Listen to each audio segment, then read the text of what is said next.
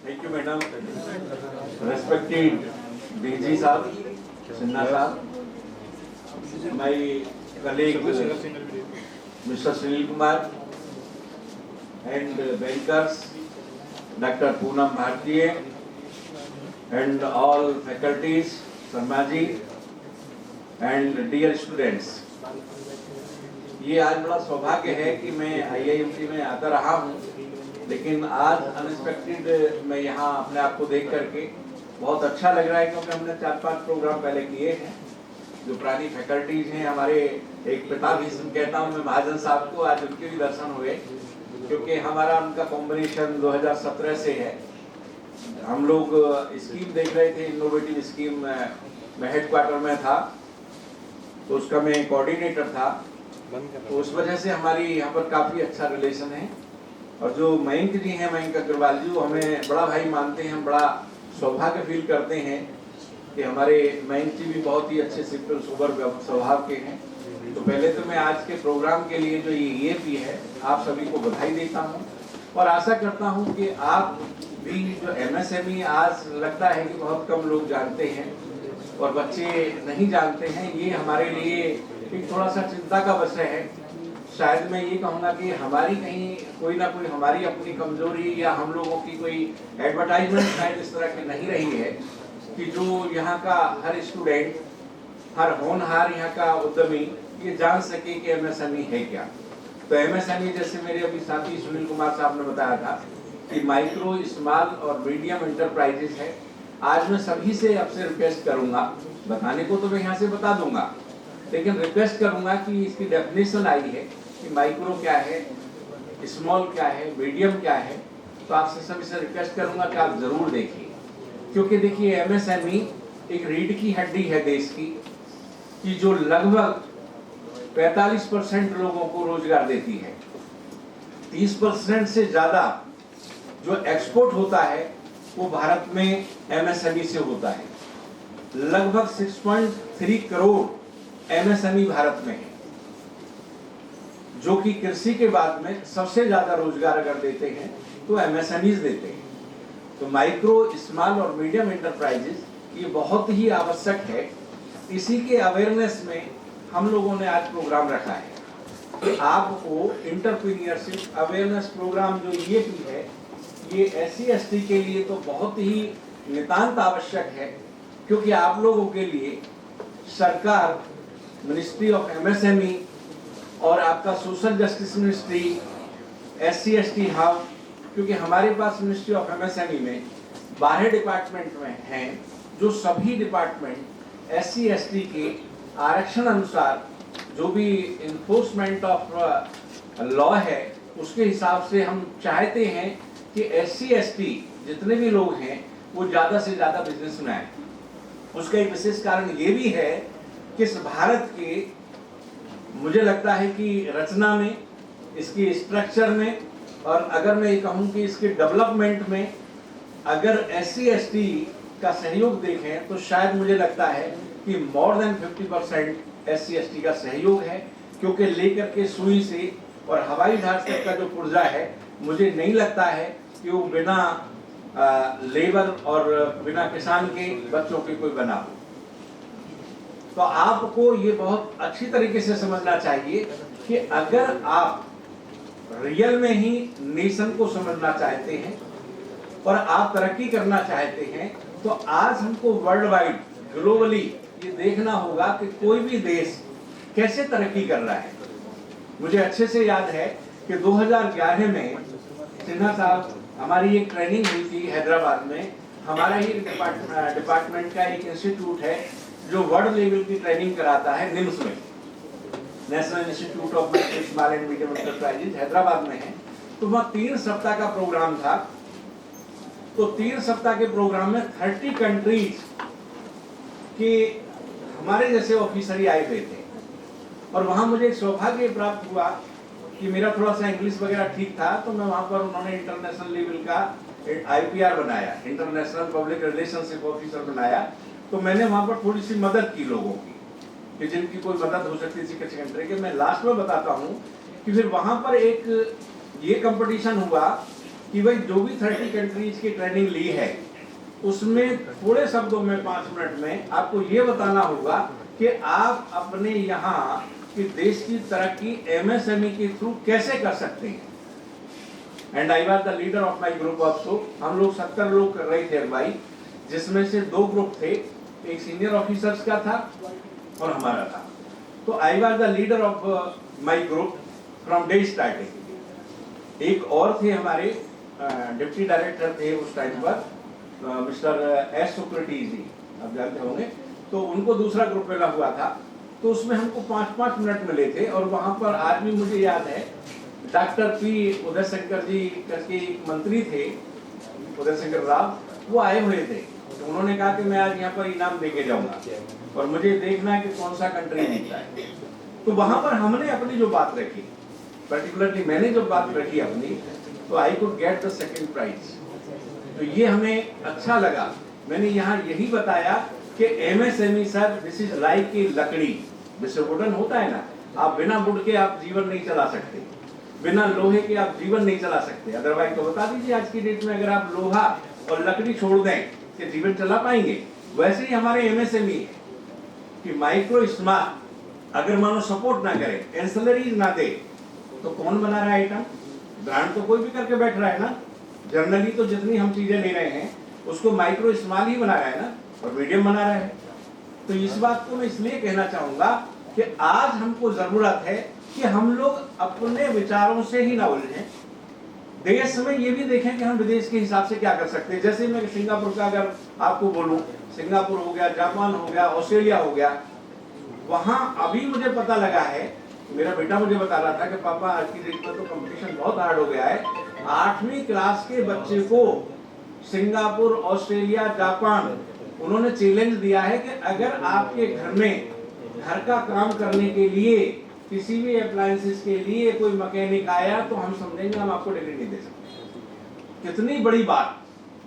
वो 5वीं क्लास से प्राप्त पेश कर दे देते हैं, लड़की हो या लड़का हो, वहां पर ही तो अंतर है ही नहीं। तो अब ये समझ लीजिए कि हम कहां पर ठहरे हुए। 8वीं क्लास का बच्चा इतना बड़ा मैकेनिक हो रहा है वहां का कि उसको अपने घर के सारे अप्लायंसेस ठीक करने आने चाहिए, चाहे वो टीवी हो, चाहे वो इलेक्ट्रिकल का काम हो, चाहे वो प्लम्बर का काम हो, चाहे मेसन का काम हो, उसको आना चाहिए। अब अपने आप को देखिए हम कहां ठहरे, हम लोग MSME को जानते ही नहीं है। तो इसलिए प्यारे बच्चों, आज मैं ज्यादा वक्त नहीं लूंगा, मैं कुछ चीजें आपको जरूर बताऊंगा। मैं आपको कुछ सफलता के लिए टूल्स देने आया हूं। ये टूल्स में इसलिए बोल रहा हूं, अगर आपने टूल्स लगा दिए तो यकीन मानिए कि हमने, हमारे ऑफिसर्स ने जो तरक्की की है वो इन टूल्स के आधार पर ही की है। और अगर आपने लगा दिए तो फिर चाहे वो कोई सा भी लेवल हो, पूरी दुनिया 5 लेवलों में रहती है, education level, social level, spiritual level, economical level और एक इंडस्ट्रियल लेवल, इसी 5 लेवल में रहते हैं। तो आपने इसमें लगा दिया तो आप, मैं बताता हूं आपको, 4D = C एक मेरा फॉर्मूला है। 4D जो है वो टोटल कैरेक्टर होना चाहिए आपका। D for Dzire. अगर आपकी डिजायर सही नहीं होगी, बर्निंग डिजायर नहीं होगी, आप सफल होंगे क्या? आप परीक्षा की तैयारी करते हैं, बर्निंग डिजायर है ना कुछ बनने की, IAS, PCS या कोई इंडस्ट्री या कोई साइंटिस्ट बनने की इच्छा होगी तभी करेंगे ना। तो बर्निंग डिजायर कर लीजिए मेरे कहने से। डू एंड डाई कंडीशन पे जब चले जाते हैं तो कलाम साहब मिसाइल मैन बन जाते हैं, टाटा साहब सबसे बड़े विश्व रत्न बन जाते हैं, श्रीधरन साहब इतना बड़ा नाम कमा जाते हैं कि विदेश के लोग जिन्होंने चलानी सिखाई हमको, बनानी सिखाई हमें मेट्रो, जापान के लोग आकर के कहते हैं कि बहुत से सुधार ऐसे कर दिए कि जो हमको ही नहीं पता थे, और ये इन्होंने कर दिए श्रीधरन साहब ने। तो एक बार उनके लिए तालियां हो जाए हमारे माता। और एक ये भी देखिए कि हम कहां ठहरे हैं। अरे साहब इधर ही बैठिए, क्या हो गया? अच्छा हमारे यहाँ तो चेयर और लगेगी ना।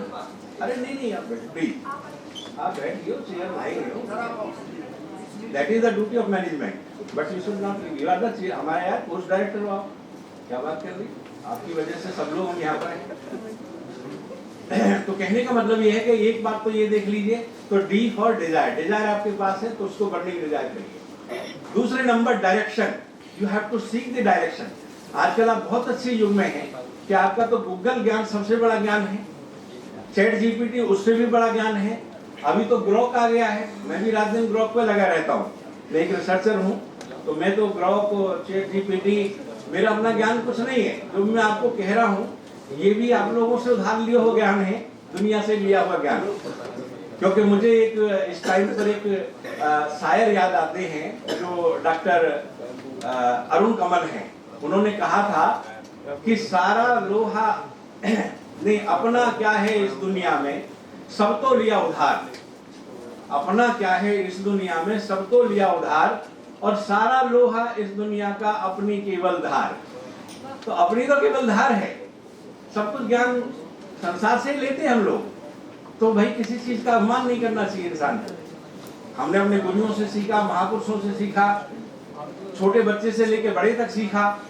तो इसलिए balance your mind, balance your thinking. कभी भी अगर आपको लगे तो देख लेना जो मैंने कहा है ये सही है गलत है। आइए शर्मा जी, आप वंचित रह जाएंगे लग रहा है। आप कहते हैं मैं तो आपका लेक्चर सुनने आता हूँ, अब मुझे आज डाउट हो गया कि आप ऐसा सही कहते हैं या कैसा कहते हैं। प्लीज बैठिए। तो कहने का मतलब ये है कि ये बात बिल्कुल सही है कि अपना क्या है इस दुनिया में, सब तो लिया उधार, और सारा लोहा इस दुनिया का अपनी केवल धार। बीपी सिंह है, यहाँ धार लगाएंगे, 70-80 साल के बाद में बीपी सिंह चले जाएंगे, उनकी जगह कोई और डीपी सिंह आ जाएगा।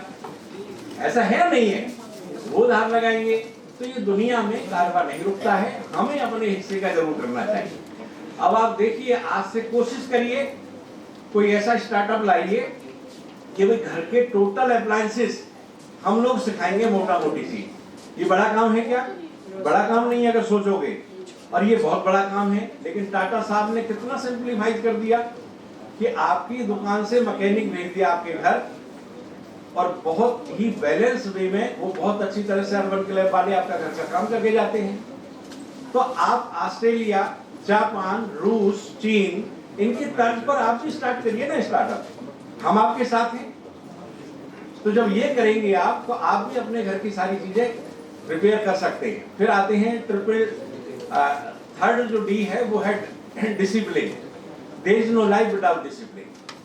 अगर डिसिप्लिन नहीं है आप, तो मुझे कहने में कोई शक नहीं है, कोर्ट ने सिद्ध कर दिया है कि यहाँ के ऋषि मुनि संत महात्मा आज की डेट में, उनको संत कबीर का, जिनको अनपढ़ कहते थे, उनका एक दोहा नहीं आता था।